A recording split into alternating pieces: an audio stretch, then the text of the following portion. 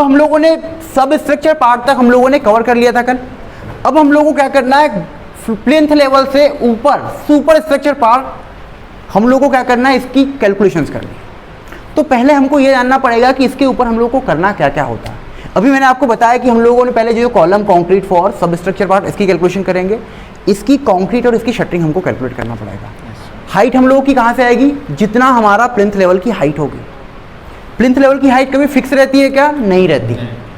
अभी हमारे वाले केस में 900 mm है, कहीं पर मान लो अगर रोड लेवल मान लो 2 मीटर ऊपर है और प्लॉट का लेवल 2 मीटर नीचे है, तो क्या करना पड़ेगा, हम लोगों को हाइट अचीव करानी पड़ेगी, है ना। तो हमारा प्लिंथ लेवल क्या होगा, इसकी हाइट 2 मीटर बढ़ जाएगी, ताकि हमारा रोड के पास से हमारा रोड जो पानी आएगा हमारा घर के अंदर न जाए। क्लियर है। तो ये प्लिंथ लेवल में आप लोग हमेशा ध्यान रखना, जब भी प्लिंथ लेवल आपका वेरी करता है तो क्या होगा, हमारे पास तीनों कंपोनेंट फिक्स रहते हैं। कौन कौन से, one line brick work fix रहेगा, ग्राउंड बीम का डायमेंशन आपको ड्राइंग में दिया रहेगा, साथ ही साथ डीपीसी जो थिकनेस होगी वो भी स्पेसिफाइड रहेगी। तो हमारा हाइट अचीव कौन कराएगा, केवल ब्रिक वर्क। अगर ये 2 मीटर है तो आपका इन तीनों का डायमेंशन घट करके ब्रिक वर्क का डायमेंशन आ जाएगा बीच में, समझ रहे हैं। जैसे ये यहाँ से डीपीसी को मान लो, अगर मुझे डीपीसी यहाँ पर दे देनी पड़ेगी अगर हाइट मेरी ऊंची हो गई तो, ठीक है। ऐसे ही अगर इसकी हाइट अगर और थोड़ी कम रहेगी तो मेरी डीपीसी और यहाँ तक डाउन आ जाएगी। क्लियर हो गया, ये सब स्ट्रक्चर पार्ट क्लियर होता है। अब हम लोगों के पास आता है सुपर स्ट्रक्चर पार्ट में one line brick work. One line brick work देना क्यों जरूरी है, आपको मैंने बताया है कि हम लोगों के रूम का लेआउट बराबर होना चाहिए। अगर मेरा बेडरूम 4 मीटर बाई 4 मीटर का बेडरूम है तो उसका साइज मेंटेन होना चाहिए, क्योंकि फ्लोर पीसीसी कर दिया मैंने तो मुझे यहाँ पर कुछ दिखेगा क्या, केवल कॉलम की स्टील बार ही दिखेगी यहाँ पे। लेकिन फ्लोर पीसीसी करने के बाद मुझे इसका साइज 4 मीटर चाहिए, तो मुझे क्या करना पड़ेगा, एक लेआउट करना पड़ेगा वन लाइन ब्रिक वर्क का। अब ये वन लाइन ब्रिक वर्क कैसे होगा, एक होता है हमारा 200 mm की वॉल में, आप लोगों ने देखा होगा 9 इंच की वॉल बोलते हैं नॉर्मली इसमें, और एक होता है हमारा 100 mm वॉल में। जहाँ पर 200 mm की वॉल का ब्रिक वर्क है वहाँ मैं 200 mm की विड्थ लूँगा, और जहाँ पे 100 mm की वॉल है वहाँ पे 100 mm। One line brick work करने का फायदा क्या है कि मेसन को पता नहीं है कहाँ पर आपको डोर प्रोवाइड कराना है। सिविल इंजीनियर्स ट्रेनिंग इंस्टीट्यूट पहुंच चुका है आपके अपने शहर भिलाई, नागपुर, भोपाल, लखनऊ, दिल्ली और अब पटना में भी एक खास ऑफर के साथ। पे कीजिए 60% फीस आफ्टर योर प्लेसमेंट। अभी कॉल करिए 9111001234 पर। सीट्स लिमिटेड है, जल्दी कीजिए। ड्राइंग आपके पास में है, आप इंजीनियर हो, आप लोगों को पता है कि डोर मुझे यहाँ पर इस पोजीशन पे प्रोवाइड कराना है, तो हम लोगों को डोर का लेआउट भी पता चल जाता है कि कहाँ पर हम लोगों को डोर प्रोवाइड कराना है।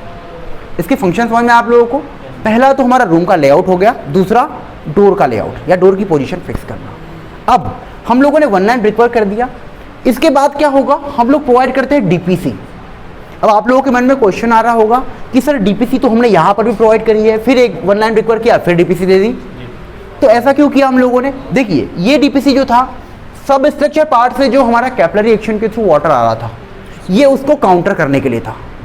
लेकिन जैसे ये भी फ्लोर है हमारा, तो यहाँ पर क्या होता है, क्लीनिंग होती है, 1-2 दिन में जो है हमारा क्लीनिंग कराते हैं हम लोग, पोछा वगैरह लगवाते हैं। तो क्या होता है, कभी अगर टाइल के पास से अगर पानी लीकेज करके सीपेज करके हमारा ब्रिक वर्क में आ गया, वॉल में आ गया, तो फिर क्या होगा, वापस से वही पेंट वगैरह निकलेगा। तो हम लोगों को क्या करना पड़ेगा, जो पानी जाने के चांस है उसको भी बंद करने पड़ेंगे। जैसे बाथरूम वगैरह होता है हमारा, WC होता है या कोई वॉश एरिया होता है, वहाँ पर क्या होगा, पानी का यूज़ ज़्यादा है, तो हम लोग को वहाँ पर पानी अगर दीवार में चढ़ने लगेगा तो क्या होगा, अंदर तो टाइल लगी रहेगी आपकी बाथरूम में या WC में, लेकिन बाहर वाली दीवार पे आपने देखा होगा पूरी पपड़ियाँ निकलती है, कमज़ोर करता है स्ट्रक्चर को हमारे। तो उसको रोकने के लिए हम लोगों को ये डीपीसी देना चाहिए। क्लियर है, समझ गए आप लोग। अब इसकी कैलकुलेशन अगर मैं करूँ तो क्या होगा, मेरा क्लियर स्पान जितना है, मेरा अगर दरवाजा आ रहा है तो दरवाजे का डिडक्शन भी देना पड़ेगा। और इसकी विड्थ में कैसे लूँगा, अगर मेरी 200 mm की वॉल है तो विड्थ 200 रखनी पड़ेगी, 100 mm की वॉल है तो विड्थ 100 mm रखनी पड़ेगी। क्लियर है, ठीक है। इसके बाद आता है हमारा brick work up to sill band bottom. Brick work up to sill band bottom, इसका मतलब होता है हमको हाइट अचीव करनी है। हाइट अचीव करनी है तो हम लोग ये ब्रिक वर्क दे रहे हैं। ये भी ऐसे ही होगा, 100 mm वॉल के लिए 100 mm की विड्थ का, 200 mm की वॉल के लिए ओके। इसमें एक चीज़ का ध्यान रखना था हम लोगों को कि आप लोग देखो ये सील बैंड मतलब यहाँ तक ये जो लेवल है, इसमें केवल आपको डोर में ही ऐसी, डोर ही आपका एक ऐसा जगह है जहाँ पर आप लोग कंस्ट्रक्शन एक्टिविटी नहीं प्रोवाइड कर रहे हो। यहाँ पर हम लोगों ने क्या ब्रिक वर्क किया वन लाइन, क्या हमने डीपीसी की, क्या हमने brick work up to sill band bottom किया? क्या हमने यहाँ पे सील बैंड प्रोवाइड करी? तो हम लोग जब कैलकुलेशंस करेंगे तो हमको ये ध्यान रखना होगा कि हमारा जहाँ पर दरवाजा है उसका हमको क्या लेना पड़ेगा? डिडक्शन। क्योंकि हम लोग जितनी कैलकुलेशन करते हैं क्लियर स्पान से करते हैं, और क्लियर स्पान में अगर ये दरवाजे में मैंने कंस्ट्रक्शन नहीं किया है तो क्या मैं उसका पेमेंट ले पाऊंगा? क्या नहीं ले पाऊंगा, बिल्कुल। अब सील बैंड का फंक्शन जानते हैं। सील बैंड का मतलब ये है कि ये जो विंडो है हमारी, विंडो क्या होगा, यहाँ पर लिंटल बीम, उसके नीचे विंडो, यहाँ पर अगर हम सील बैंड प्रोवाइड नहीं करें तो यहाँ पर जो ब्रिक रहती है वो टूट जाती है। आप लोगों ने देखा होगा, लोड पड़ता है, पॉइंट लोड आता है विंडो। तो क्या होगा, हम लोग सील बैंड प्रोवाइड करेंगे। इसका एक फायदा ये होता है कि ये पॉइंट लोड को यूनिफॉर्मली डिस्ट्रीब्यूटेड कर देता है यूडीएल के फॉर्म में। Presenting Civil Guruji app available in Google Play Store. Download now. दूसरी बात, हम लोग बात करते हैं फ्रेम स्ट्रक्चर बनाने की। फ्रेम स्ट्रक्चर बनाने की मतलब जैसे कभी मान लो फ्यूचर में अगर अर्थक्वेक आता है तो क्या होगा, अगर मैं सील बैंड प्रोवाइड नहीं करूं तो मेरा ब्रिकवर्क यहाँ से लेकर तो यहाँ तक एक समान ब्रिकवर्क हो जाएगा, है ना। और कभी अगर अर्थक्वेक का अगर कोई जर्क लगता है तो ये वॉल मेरी एक साथ कोलैप्स हो जाएगी। लेकिन अभी क्या किया मैंने, इसको फ्रेम में डिवाइड कर दिया, टुकड़ों में डिवाइड कर दिया। जैसे ये देखो, यहाँ सील बैंड आ गई, फिर यहाँ पे लिंटल बीम आ गया, यहाँ पर स्लैब बीम आ गया, तो हमारा ब्रिकवर्क क्या हुआ, पार्ट में बढ़ गया।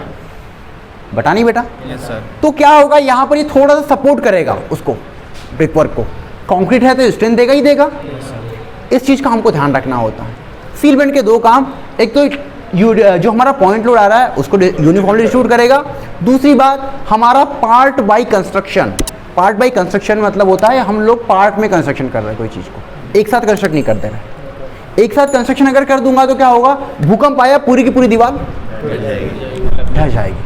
ओके, इसके बाद में आता हमारा brick work up to lintel level. इसमें आप लोग देखो, यहाँ से लेकर तो मैं यहाँ तक ब्रिक वर्क प्रोवाइड कर रहा हूँ। लेकिन अगर मेरा यहाँ पे विंडो है तो मुझे डोर का तो रिडक्शन करना ही पड़ेगा इसमें, लेकिन विंडो का भी रिडक्शन करना पड़ेगा। अगर 100 mm की वॉल है तो 100 mm के हिसाब से, और 200 mm की वॉल है तो 200 के हिसाब से। ओके, अब इसके बाद आता है हमारा lintel beam concrete. Lintel beam same का सेम है क्या आपका ग्राउंड बीम जैसा? क्लियर स्पान इसकी लेंथ हो गई, इसकी विड्थ कितनी होगी? अगर 200 mm की वॉल है तो मेरी विड्थ 200 होगी, और 100 mm की वॉल है तो विड्थ मेरी।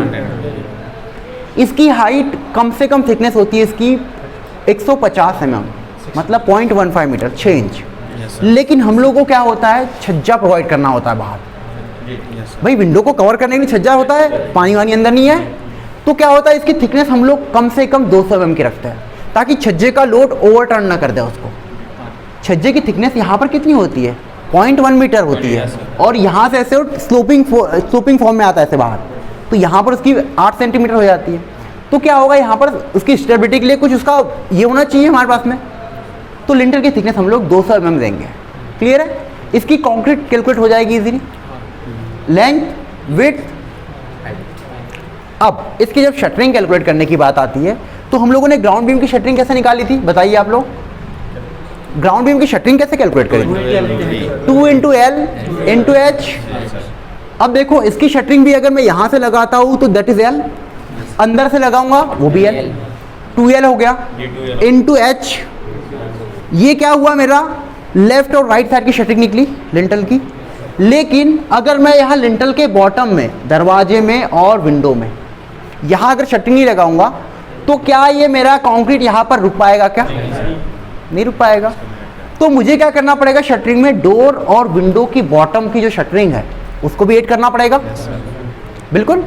अगर ये मेरा दरवाजा 200 mm वॉल में है तो क्या होगा, दरवाजे की विड्थ हमको ड्राइंग में दी रहेगी। क्लियर है? इसकी विड्थ अगर 200 mm है तो मेरी शटरिंग कितनी हो जाएगी, लेंथ जैसे मैंने मान लिया 1.20 मीटर है और इसकी विड्थ 0.2 मीटर, तो इसकी शटरिंग ऐड करनी पड़ेगी मुझे। क्लियर है? सेम टू सेम विंडो का साइज भी ऐसे ही होगा, तो विंडो के जो हमारे लिंटल के बॉटम में शटरिंग लगेगी वो भी हमको कैलकुलेट करनी पड़ेगी। क्लियर हो रहा है आप लोगों को क्या हो रहा है? ओके।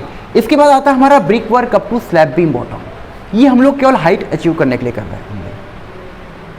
ठीक है? इसकी हाइट देखो कैसे कैलकुलेट करेंगे। प्लिंथ लेवल से स्लैब लेवल की हाइट हमारी दी होगी ड्राइंग में। नॉर्मली जो हम लोग रेसिडेंशियल बिल्डिंग बनाते हैं वहाँ पर डोर का साइज हमारा 7 फीट, दैट इज 2.10 मीटर, इतना ही होता है 7 फीट। 7 फीट के बाद में हम लोगों ने इसकी कैलकुलेशन कैसे करी, ये 0.20 मीटर ले रहे हैं हम लोग, तो कितना हुआ है 2.30 हुआ, 2.1 प्लस 0.2 2.3। इसके बाद में हमारा अगर ये मान लो एग्जाम्पल के लिए 3 मीटर है, कल हम लोगों ने ड्राइंग में पढ़ा था कि स्लैब लेवल की हाइट हमारी 3 मीटर दी हुई है गिवन, तो यहाँ से लेकर यहाँ तक 3 मीटर है। मैं अभी कहाँ तक पहुँचा, 2.3 तक पहुँचा। अब अगर मुझे स्लैब बीम का साइज ड्राइंग में दिया हुआ है, जैसे एग्जांपल के लिए मान लो इसकी डेप्थ हमारी स्लैब के टॉप से इसके बॉटम तक 0.35 मीटर है, तो मुझे क्या करना पड़ेगा, 2.3 प्लस 0.35 कितना होगा, 2.65 होगा, नहीं होगा। अब 2.65 मेरा दिस प्लस दिस, तो 3 मीटर में से 2.65 गया तो ये कितना आएगा, 0.35 मीटर आएगा, नहीं आएगा। डेटा हमारे पास पूरा दिया हुआ है। ये जो लेवल होते हैं ये हमारे फिक्स होते हैं यार, है ना। Lintel level 2.1 metre, slab level ये भी फिक्स होता है, ड्राइंग में दिया रहेगा। सील लेवल ये वेरी कर सकता है, क्योंकि हमारे कस्टमर को उसने बोला यस उसको चाहिए कि थोड़ा बड़ी विंडो लगाऊंगा। जैसे आप लोग मॉल में जाते हो तो वहाँ देखा है विंडो बिल्कुल काफ़ी बड़ी हो जाती है, होती नहीं होती है, तो उस केस में क्या होगा, हमारी सील बैंड का लेवल नीचे आ जाएगा। ब्रिक वर्क हम लोग कम कर देंगे, सील बैंड को हम लोग नीचे रख देंगे जहाँ पर कस्टमर की रिक्वायरमेंट हो।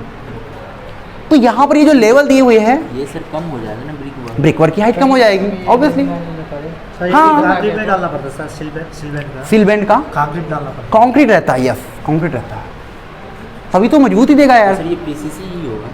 नहीं यार, असल में सील बैंड का क्या होता है, जो हमारा जैसे स्ट्रक्चरल कंक्रीट रहता है कॉलम में और बीम का आरसीसी होता है, उसी को हम लोग डालते हैं। लेकिन सील बैंड में हम लोग 2 स्टील के बार डाल देते हैं 8-8 mm के।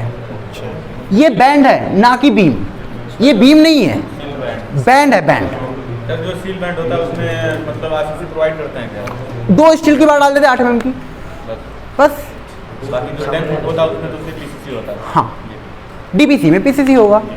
क्लियर है, आप लोगों को समझ में आया क्या क्या फंक्शन है इनके। सिविल इंजीनियर्स ट्रेनिंग इंस्टीट्यूट अब पहुंच चुका है आपके अपने शहर भिलाई, नागपुर, भोपाल, लखनऊ, दिल्ली और अब पटना में भी एक खास ऑफर के साथ। पे कीजिए 60% फीस आफ्टर योर प्लेसमेंट। अभी कॉल करिए 9111001234 पर। सीट्स लिमिटेड है, जल्दी कीजिए।